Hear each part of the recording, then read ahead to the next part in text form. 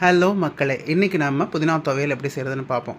ஒரு ஃப்ரைங் பேனில் 1.5 table spoon நல்லெண்ணெய் விட்டுட்டு ஒரு 2 டேபிள் ஸ்பூன் உளுத்தம்பருப்பு, 7லேருந்து 8 காஞ்ச மிளகா, அதுக்கப்புறம் கொஞ்சம் பெருங்காயம், இது எல்லாத்தையும் போட்டு நல்லா பொன்னிறமாக வதக்கிக்கங்க. இதை வதக்கினதுக்கப்புறமா ஒரு 6லேருந்து 7 பல் பூண்டு ஆட் பண்ணிக்கிறேன். அதுக்கப்புறம் ஒரு மீடியம் சைஸ் வெங்காயம், அதையும் மீடியமாக கட் பண்ணிவிட்டு அதுலேயும் போட்டு வதக்கணும். ஓரளவுக்கு வதங்கினதுக்கப்புறமா ஒரு கட்டு என்னோடய கார்டனில் விளைஞ்ச புதினா ஆட் பண்ணிக்கிறேன். அப்புறம் ஒரு கைப்பிடி அளவு கருவேப்பிலை, அதுக்கப்புறம் ஒரு கைப்பிடி அளவு கொத்தமல்லி, இதையும் ஆட் பண்ணிக்கிறேன்.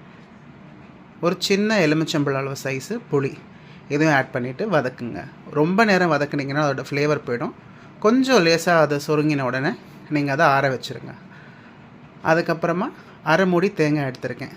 மிக்சியில் நீங்கள் ஆறுனதுக்கப்புறம் எல்லாத்தையும் ஒன்றா போட்டுட்டு தேவையான அளவு உப்பு போட்டு அரைச்சிருங்க. தண்ணி ஆட் பண்ணிக்கோங்க. புதினா துவையல் ரெடி. இட்லி, தோசை, எல்லாத்துக்குமே நல்லாயிருக்கும். சாதத்துக்கு கூட நல்லாயிருக்கும்.